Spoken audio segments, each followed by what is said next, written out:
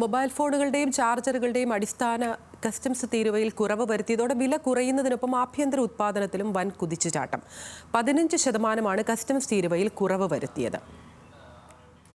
Mobile phone നിർമ്മാതാക്കളെയും ഉപഭോക്താക്കളെയും ഒരേപോലെ സന്തോഷിപ്പിക്കുന്ന പ്രഖ്യാപനമാണ് കേന്ദ്ര ബജറ്റിൽ ഉണ്ടായത്. ഫോണുകളുടെ വില കുറയുന്നതിനൊപ്പം തന്നെ ഏറ്റവും മികച്ച സാങ്കേതിക വിദ്യകളും ഫോണിൽ ലഭ്യമാകും. മൊബൈൽ ഫോണുകളുടെയും ചാർജറുകളുടെയും PCBAകളുടെയും അടിസ്ഥാന കസ്റ്റംസ് തീരുവ 15% കുറച്ചത്. ഏറ്റവും മികച്ച സാങ്കേതിക വിദ്യയുള്ള ഫോണുകൾക്കടക്കം വലിയ വില വ്യത്യാസമാണ് ഉണ്ടാകുക. ഇതോടെ 10,000 രൂപ മുതലുള്ള 5G ഫോണുകൾ ഇന്ത്യയിൽ ലഭ്യമായി തുടങ്ങുമെന്നാണ് വിദഗ്ധർ അഭിപ്രായപ്പെടുന്നത്.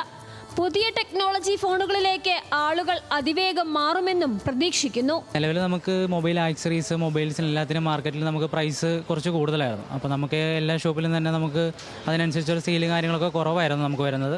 ഇപ്പോൾ നമുക്ക് പുതിയ ബഡ്ജറ്റ് വരുന്നതുകൊണ്ട് നമുക്ക് മൊബൈൽസ് ആക്സറീസ് അതിൻ്റെ അഡാപ്റ്റേഴ്സ് കാര്യത്തിന് എല്ലാത്തിനും നമുക്ക് വില കുറവ് വരുന്നുണ്ട്. അപ്പോൾ നമുക്കത് നല്ലൊരു കാര്യമായിട്ടാണ് എനിക്ക് തോന്നുന്നത്. കാരണം നമുക്ക് എല്ലാത്തിനും നമുക്ക് കച്ചവടം കൂടും, നമുക്ക് കസ്റ്റമേഴ്സിനും കൂടുതൽ നമുക്ക് ഓഫറിലൊക്കെ പ്രോഡക്റ്റ് കിട്ടുകയും ചെയ്യും. അപ്പം കൂടുതൽ അത് എടുക്കാനുള്ള കസ്റ്റമർക്ക് ഹെൽപ്പ് ആവുകയും ചെയ്യും. കഴിഞ്ഞ ജനുവരി മാസം മൊബൈൽ ഫോൺ നിർമ്മാണത്തിന് ഉപയോഗിക്കുന്ന വിവിധ വസ്തുക്കളുടെ ഇറക്കുമതി തീരുവയും 15% നിന്ന് 10% കുറവ് വരുത്തിയിരുന്നു.